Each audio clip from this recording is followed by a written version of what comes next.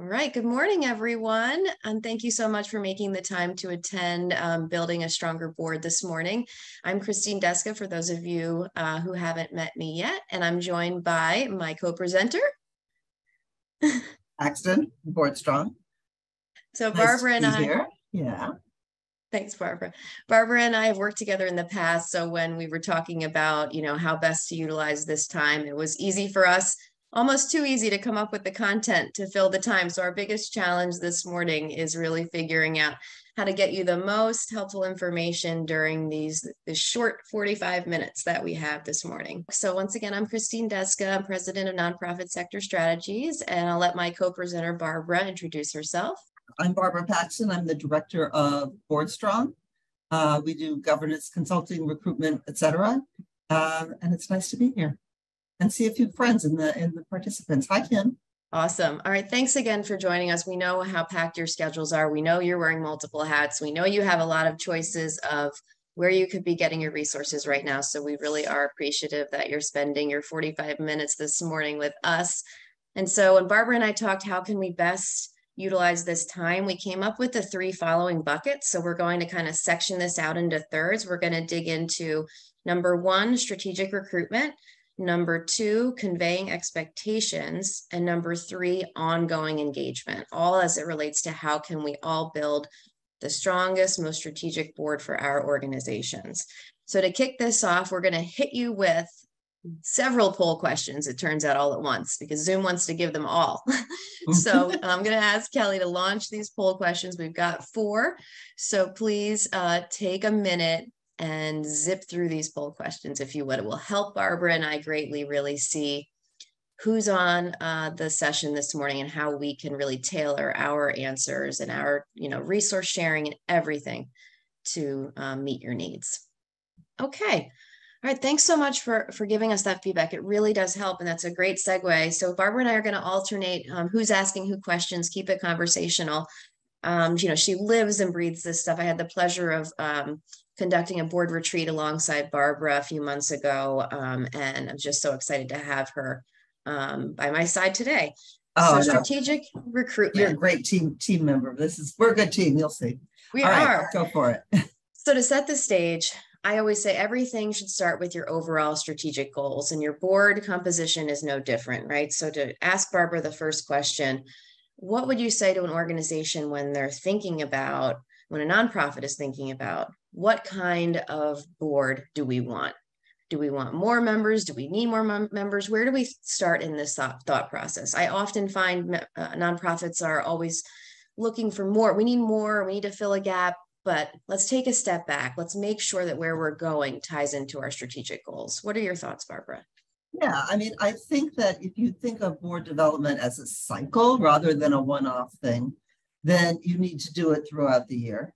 And we're going to talk about onboarding and engagement later, which is sort of the tail end of the cycle. But you start really with assessment. Who's on our board now, and who participates, who doesn't participate, what skills do we have, what level of diversity in terms of the size of your board, what committees do you have, and what do you need your board to do for you, right? Your needs, what your board looks like, can change over time.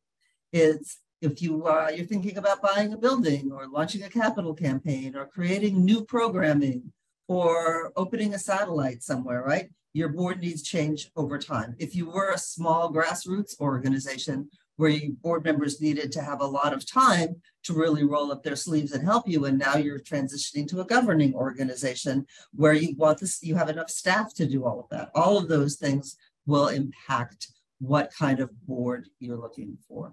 So really thinking those things through. And then we talked about a matrix. Shall I share my matrix? All right. Please do.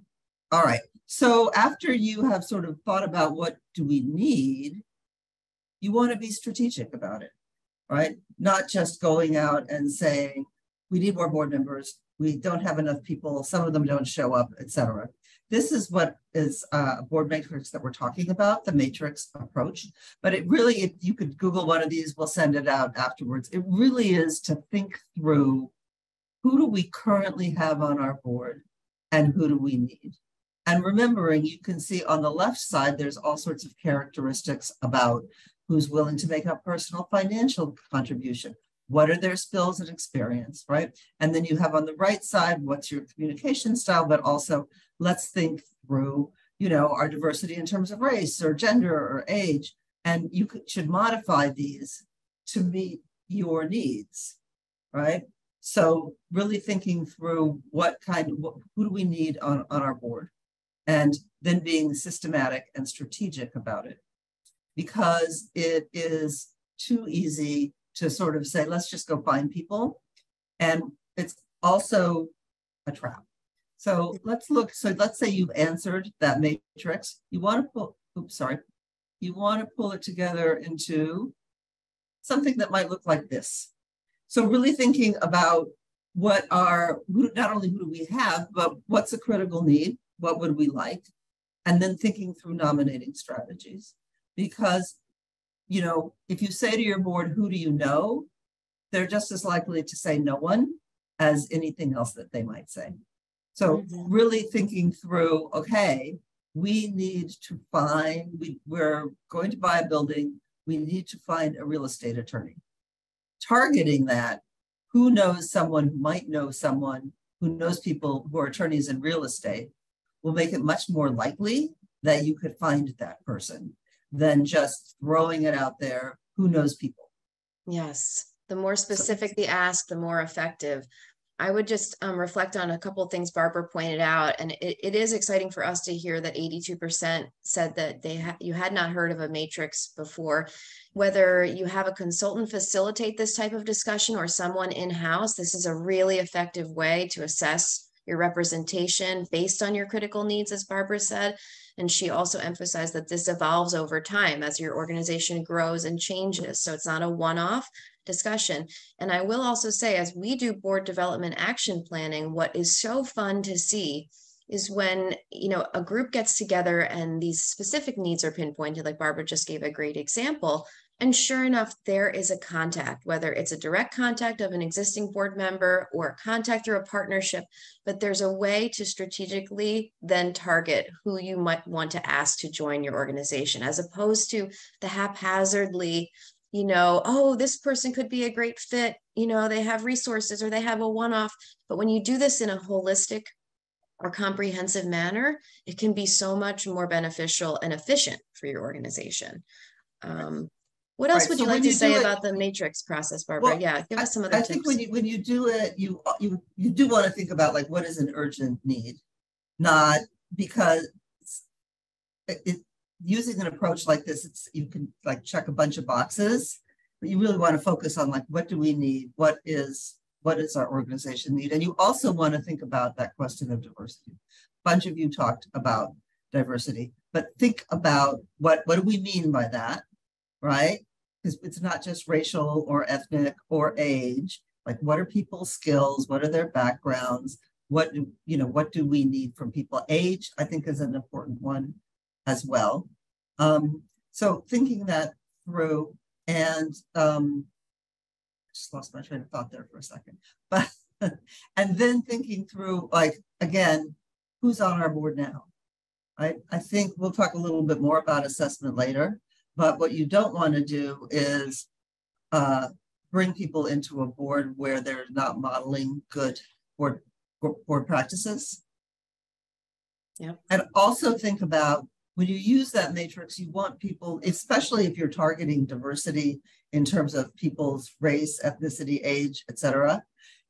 You want to pair that with a skill or experience that you really need as well. You don't want to tokenize people. You don't want to use it as a way of just box checking, because in addition to that, that just won't be effective as you build your board.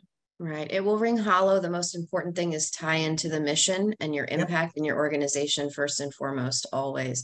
I will say an interesting approach to the matrix, I'll just add to what Barbara mentioned, is the first step to consider a self-identification. So really sharing with your board and asking them to weigh in and self-identify, because I always say, and I've seen this, where you have someone with this amazing accounting background who you've always gone to for financial advice, but little did you know that their side hobby is performing in off-Broadway plays, and they have this entire network of influencers that you may never have known could benefit your organization, or who knows what it could be. But unless you ask, you don't necessarily have the opportunity to see the full depth and breadth of the people that are right in front of you. And that's why I love the planning process around board development, because you have that space that's built in. And a retreat is a great example. Even if you just do an annual retreat or a half day, these things come out, and you learn more.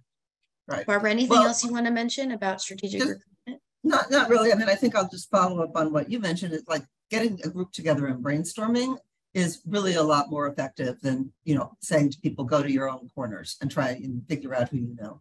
Because, I mean, I did an exercise with an organization not too long ago, and just sitting down with them, they are like, oh, we don't know anybody.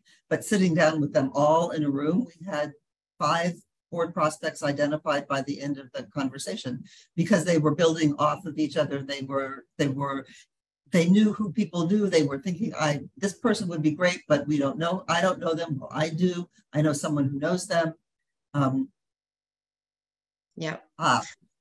Hi, Ellie. Ellie just asked, just asked Kelly if she could pin us both. Are you seeing one of us then the other? Then the other. Uh-oh. Thanks, Ellie. Okay, so Christine, why don't we move on to conveying expectations? Sounds good. All right, so that's our next bucket. So why don't you chat a little bit about what you think are some of the most effective ways to communicate with your board members, particularly around like your expectations of them and what their responsibilities are?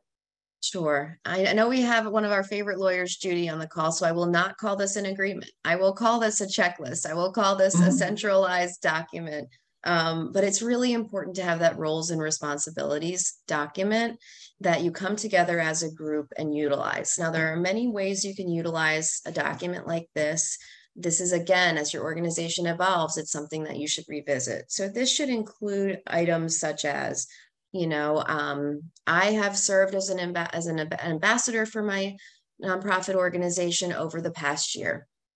I have leveraged my contacts for this organization over the past year. So you can either do this in reflecting on the past year, or I intend to leverage my contacts going forward, and leaving literally a line there for board members to fill in who they intend to connect the organization to, whether it be an individual or a company, having a conversation about a potential partnership. So having a central document that allows board members to either reflect independently on their own contributions, or to share in a discussion format. I really want to emphasize what Barbara said earlier. The matrix conversation is a conversation. It really shouldn't be done in isolation. It shouldn't just be done with emails kind of going around check boxes. That's not nearly as effective as having an open discussion that's some dedicated time for your members to brainstorm. And similarly, a roles and responsibilities document is really only as effective as it is used. So I really suggest, and I don't know if I shared this resource with Kelly yet, but I certainly can for any of you who want to email, or I can just get it to the Cerini team. But it should really have other points on it, such as I have made a meaningful contribution this year. Meaningful is different for everyone. The last thing you want to do is, pinpoint a donor who could give way more down at a level because that's where your organization landed for whatever reason. So it's nice to put that meaningful personal contribution. Significant personal contribution is good language.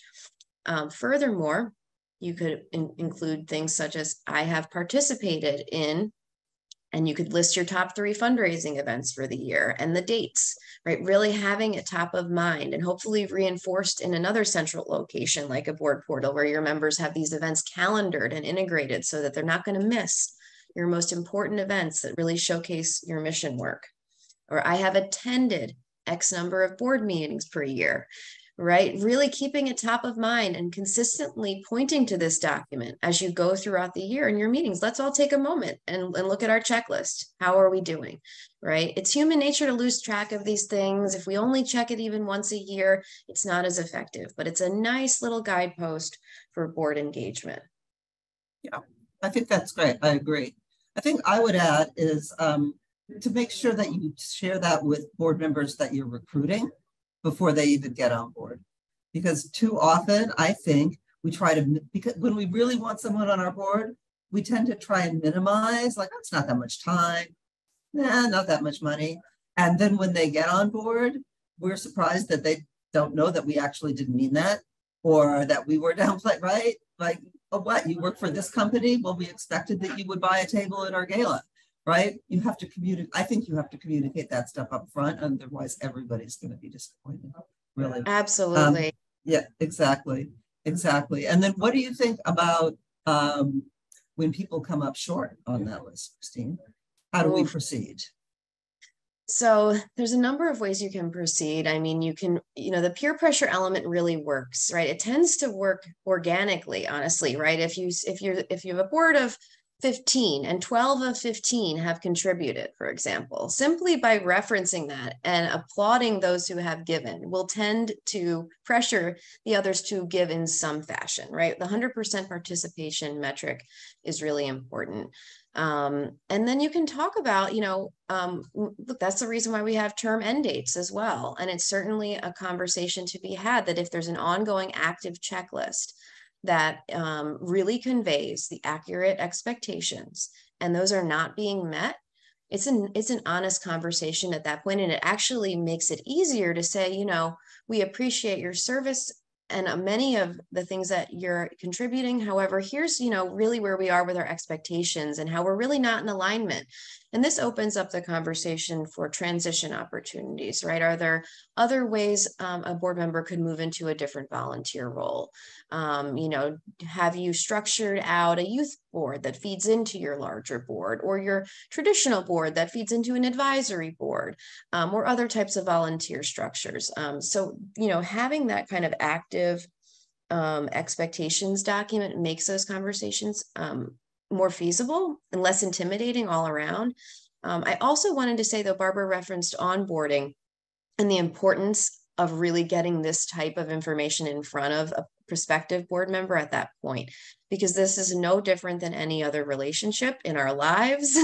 And managing expectations is vital, right? And you don't want to create that disconnect. You want to be as effective of a communicator as you can. And by kind of getting this out, you will find out whether someone is a good match for you and whether your organization is a good match for them. Yeah, that's great. Speaking of onboarding, I'd love to hear if you have a few other tips. I think that sometimes we recruit people and we expect them to know what they're doing. And so they kind of have to hang out for a bunch of board meetings before they figure out what's going on, which is, in my opinion, a waste of resources, because you recruited them for a reason. You'd like them to be active from day one. How could we make that happen? Yeah, sure. A couple real tangible tips for the short 45 minutes we have today. For those of you who didn't hear the beginning, the 3 buckets we're covering are strategic recruitment, conveying expectations, and ongoing engagement. So we're in the midst of conveying expectations. So some quick onboarding tips. Make time for that one-on-one meeting, whether who the point person is, hopefully the CEO or ED or board chair. Or the board chair and ED together. Meet with that new board member one-on-one, get to know them, have a chance to really talk about the mission. This might sound obvious, but I think we've both heard, Barbara and I, board members just kind of popping in because of a certain attribute that maybe brought them to the table, but without even really making the time to get to know them. So that one-on-one meeting would be my first recommendation. Second would be consider a peer-to-peer model. Assign that prospective or that new board member a board buddy, for lack of a better term. I do have a kindergarten graduate behind me here, so board buddy sounds good to me. No, but seriously, if a board member has a main point of contact when they come to the group, they will feel that much more welcome. This is like any other group. You don't want someone to feel like they're sitting at the table and they don't have a connection to anyone, especially in this virtual world that many of us are still living in. They need to have someone to go to ask a question where they don't feel like they're imposing on an executive director or imposing on a board chair. So just by having that structure in place helps a lot, as well as offering some board education for that member, right? A couple webinars. These webinars are everywhere now. We are so lucky. You know, folks like the Cerini team are putting out free content constantly. I do my very best through the Nonprofit Resource Hub. They're working with folks like Barbara to constantly share, you know, all of the legal duties of becoming a nonprofit board member. Really, really important stuff for compliance and understanding your duties. David Goldstein, who many of you know, could spend 4 hours telling us about these legal duties, but really you just need to know the gist and making sure that when you have a question about how something's being handled, you feel confident in asking that question of your group and becoming part of the discussion, not just saying aye when a vote comes along and not really feeling like you understand what's going on. So the education piece is really key, especially with bringing on a new member. Yeah, that's great. That's so funny. Amy Zaslonsky just said they spent, you know, they just onboarded new board members with that checklist. The book fairies lead us with best practices again. Christine, before we move to the next topic, you want to tell us what you're thinking about the give-get these days and how you approach board members about that, their fundraising expectations? This is always a tough one, regardless of where your organization is in its evolution and growth, because the last thing you want to do, as I mentioned earlier, is undersell yourself for a board member who could give more, but you really do lose out on high quality folks when you put a give-get in place that's outside someone's resource availability. I think we need to think more broadly about evaluating people for their other attributes, right? Just because an individual could only give that $100 and make sure you're at 100% participation does not mean they can't make an introduction to someone who is incredibly valuable, whether that be through your growing your brand awareness or a company partnership that could be so fruitful down the road. So I really think I hesitate to ever land on a hard number these days, because you're really, you end up missing out on full representation of what you might want regarding your mission as well, right? Who are you serving, and are those folks represented on your board? And oftentimes the people that you're serving may not meet a given give-get level. So I encourage you to kind of think of it in a more nuanced fashion and have the conversations about what folks bring to the table. We'll talk about self-assessments in the next section, but this is another really great tactic to consider when figuring out where you're going to land with folks. What do you think, Barbara? Where do you land with that? I completely agree. I think that, you know, there's the two sides to it, right? There's, if you set a give-get that's too high, you can be excluding people who would be a really great benefit to your board, right?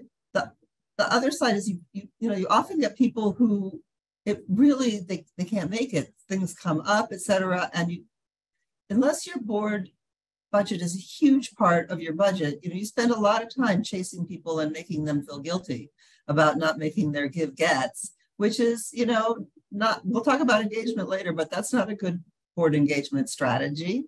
And it also is, a waste of your time in some ways, right? Spending too much time trying to figure out how to get your board members who can't give more to give more is, diverting you from other fundraising activities. And then the other thing is, if you have someone who can make a gift that's substantially more than your give-get, you need to communicate that to them, right? So you don't want people who on your board who are just like, check that box, wrote that little check, when they could really, if you engaged them more in the mission, if you really made, engaged them in the passion and the need, expressed what you would use their money for, would write a much bigger check. So absolutely. That's another wasted opportunity. Yeah.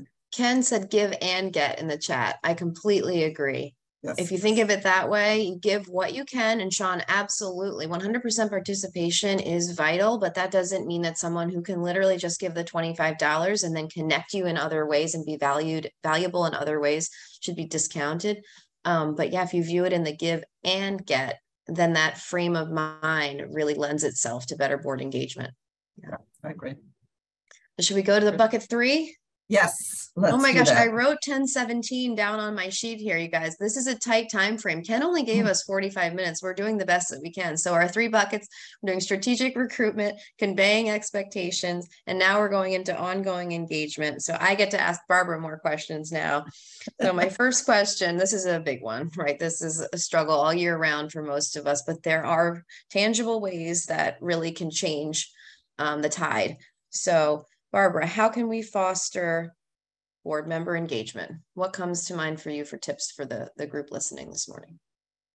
First, let's start off by agreeing that you need to do this, right? That it's your board development is a year-round ongoing process that you need to think about, that you need to be proactive about. Once you have your board member on, again, like I said, you want to onboard them so they feel like they're part of it, but then you have to keep that going, right?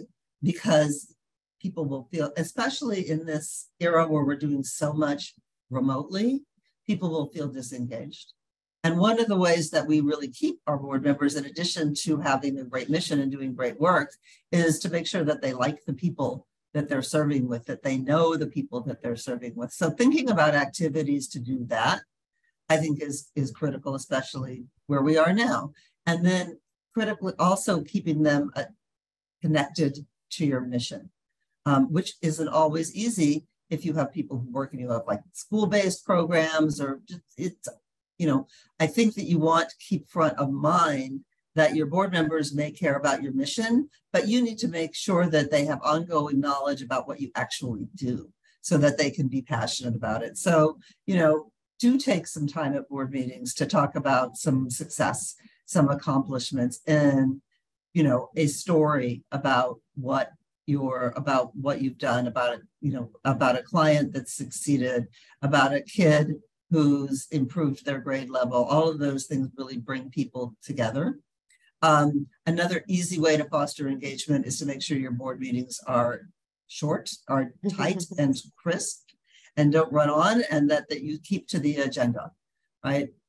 People don't like their time wasted, and that you don't want to see someone on Zoom kind of like turning off their screen because that they're actually gonna start doing something else. You want to try and mitigate that as well.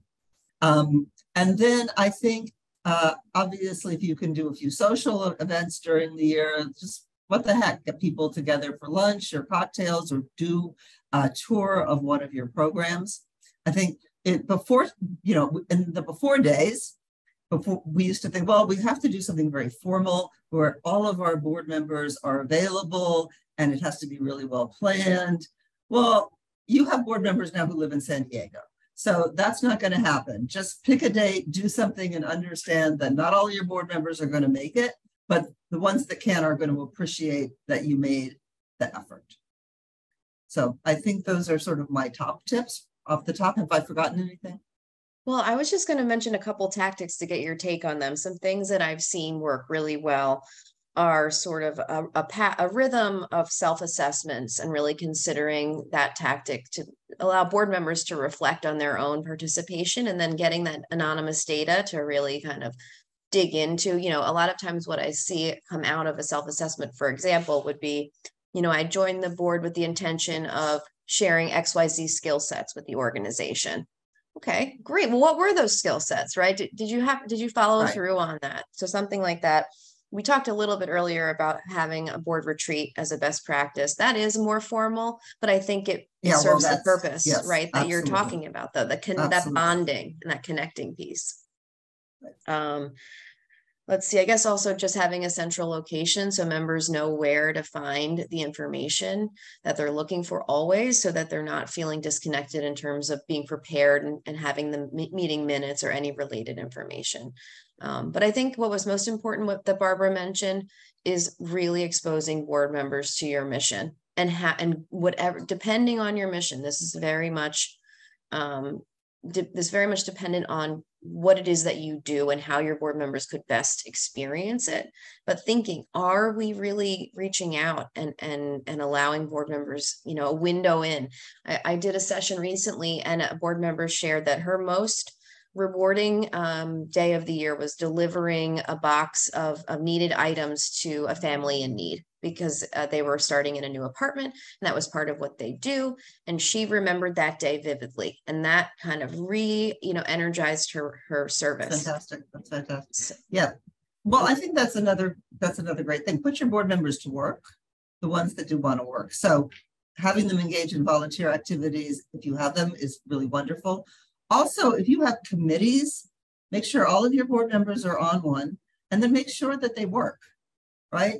Sometimes we put people on committees and we say, hey, go be on that committee, and we don't really think through what do we want from this committee.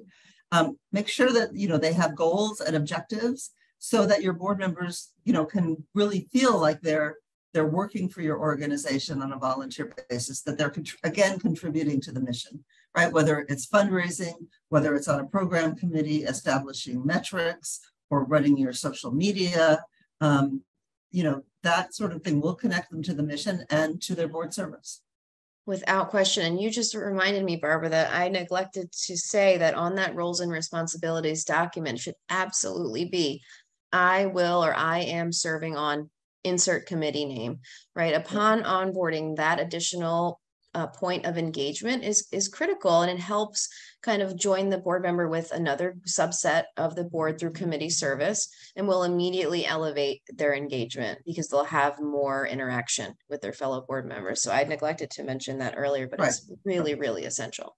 No, and what I neglected, or what I'd like to add, is please make sure that you have leadership turnover, because your board members, especially, Ken was talking earlier about Gen Z.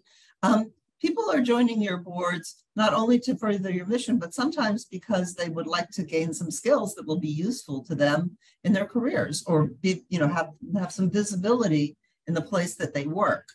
And if so you want to make sure that your committee chairs turn over, that you have, that you don't have the same person as chair of whatever committee for more than 3 to 5 years, so that you're giving other people a chance to step up and lead. And that'll also, as a byproduct, help you with your succession planning. So when it's time for when your president's term is up or your treasurer's term is up, you've given people an opportunity to show they're interested in being leaders. And again, you're not throwing up your hands going, well, I don't know who will be the president. We haven't really thought about that. So all a process, I think. Absolutely. I saw something pop in. I think Ken's typing away here. I'm so excited you're on our session, Ken. I saw Ken write, I think, having program staff kind of guest in on board meetings, and that really feeds into exactly what Barbara was just mentioning. So I wanted to emphasize that if you're wondering, how can my meeting possibly, fit in something different? What I would say is, if you haven't explored a consent agenda to be more efficient with your time, that could be something to look at. And that could maybe open up the time for more discussion related items, or making sure that at every meeting, there's a mission moment aspect of the agenda, whether it's telling a story of your impact or having a person. It's such a good recommendation, Ken. Allowing the board to meet a member of your team, a key member who's running a program, who's actually in the field, meeting the mission every day, to share with the board what they do and how it helps people, or whoever, whatever your mission is. So, all great things to really think about. Are our meetings really engaging? Granted, board meetings can't be the most exciting part of our days, right? There are certain compliance requirements, and we do have to take official votes and all of these things, but are there ways to really kind of encourage and discussion? Like, let's take a breath, because I know I served on boards where all I ever did was say aye. There was not really the space for discussion, but as leaders, we have the chance to change that dynamic. Yeah. And, I have to say, now, if you're thinking you're in the ED or whatever your position is, you're thinking, this sounds like a lot of work. It is. Your board is only going to be successful and do as much for your organization as they possibly can if you, as a chair or a current board member or the CEO, really engage throughout the year in thinking about all of these things, right? You can, but you won't be as successful if you recruit someone to your board and say, okay, that's it. They're here, I'm done. You have to, it's a process. You want to keep them engaged. You want to educate them. You want to keep them connected to each other and to your mission. And to do that, you have to be strategic and intentional. And that's, sorry, but that's the only way it'll work. It's true. And look, that we wouldn't be constantly having these discussions if this were easy.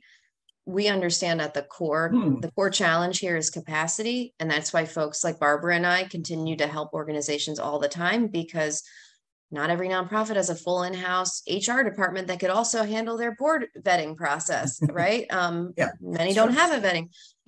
These are not easy capacity spaces to make. However, with small changes over time, that's why I love the board development roadmap strategy, because it's not like you have to do everything in the next month, right? You can really dig in over time, and you can formalize your onboarding process. It doesn't have to be all that formal, but just the 5, key aspects, formalize that, and then move on. Then maybe have your first half-day board retreat, right? And if you don't have the funds for it, keep it low key, right? Do it in-house, but have something, make something intentional happen that encourages more connection and discussion. And these things will make a big difference. Yeah. So feel free to add your questions in the chat. I did want to respond. Yeah. Ken wrote something in the chat, and rarely do I disagree with my friend Ken Cerini, but he wrote, there definitely needs to be term limits. Boards get stagnant if people stay. And I agree that leadership transition is really important. However, I will say I have seen many organizations that keep really valuable board members for a long time for good reason. So I have actually over time evolved to think that while terms obviously are essential, and to reevaluate people on a regular basis, your members on a regular basis is vital, not necessarily having to kick people off at certain points. However, if there's a transition involved to keep, to allow for continued engagement, then sure. But you really, you can really lose amazing influencers and folks if you have really stringent term limits, I would say. Barbara, what's your take on that? That's so interesting. We just did a panel yesterday where one of the panelists had no term limits at all. And so I think, there are pros and cons to either approach. I think as a practical matter, there are a few nonprofits that will term limit out someone who is a really great board member. I mean, they're just not that easy to find. You really just have to think about how you're modeling it for your other board members, and making sure, if you're giving people the idea that they can stay on forever, how do you think about like keeping some people on, but making some people leave, right? Making some people adhere to their term limits. So think about that a little bit. But I definitely agree that if you have a really great board member and they're if you have term limits and you want to keep to, you have to think through how you're going to keep them engaged. Create an advisory council, make them emeritus, invite them to still come to board meetings, et cetera. You don't want to kick them out of your organization by any means. Right. It's like anything else. It's nuanced, right? And so much of it is about communication and how it's framed and how you make someone feel about their service over time. It really does come down to the relationships that are in place. And I know Ken made the point about, if a founder has certain control over the organization, of course, that's going to be a big hurdle to get past.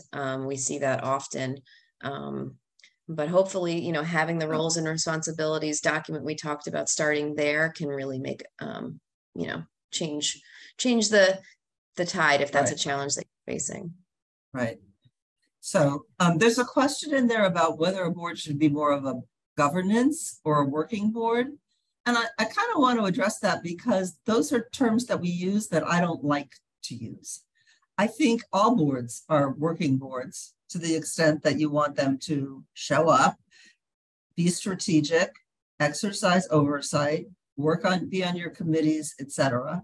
So just a governance board, sometimes people will say to me, well, we just want a board that's only going to give us money. And that's what we need our board for. And that's what they think of as a governance board. But back to our earlier conversation, if that's what all you want from your board, then they're not going to be engaged, right? How do you connect them to your mission if you don't, really put them to work a little bit? Board members don't want to be thought of as ATMs. So I think that governance should mean exercising their fiduciary responsibilities. And that is working board, right?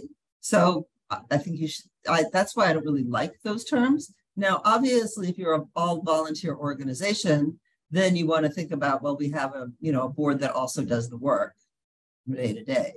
But even governing boards are working boards in my mind.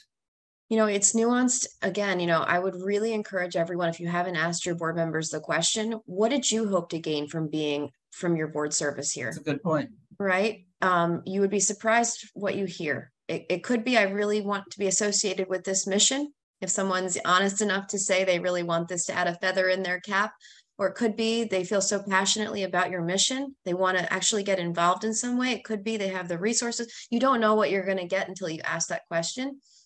We've got 2 minutes left. Ken asked a question. Barbara, what's your take on this? What is your thought on a past ED joining the board? Well, that's nuanced too, but I'm going to go with no, since we have 2 minutes. I think it really depends, but what you don't want is you don't want your new CEO to feel like they want to make changes or exercise authority, but they can't because they're going to offend the past CEO who also happens to be on your board, right? So if that person can really step back and just be a board member and appreciate the leadership and the changes of the new CEO, that's great. It's not that common.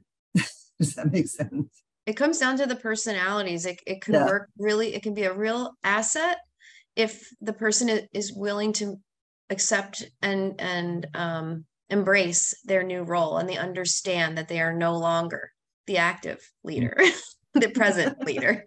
It really depends. That's a good question, Ken. Right. Well, and then Ken referenced the founder earlier. If it's the founder, that's a hard no. Because they can't give up. They can't give up. They say they again, that's an overly broad statement, but I know a founder on this call who I think can handle it, but a lot of founders have a very challenging time with that, and understandably so. Exactly. Right. In our final minute, Barbara, I'll ask you for final thoughts, and then we'll get you all back into the lobby.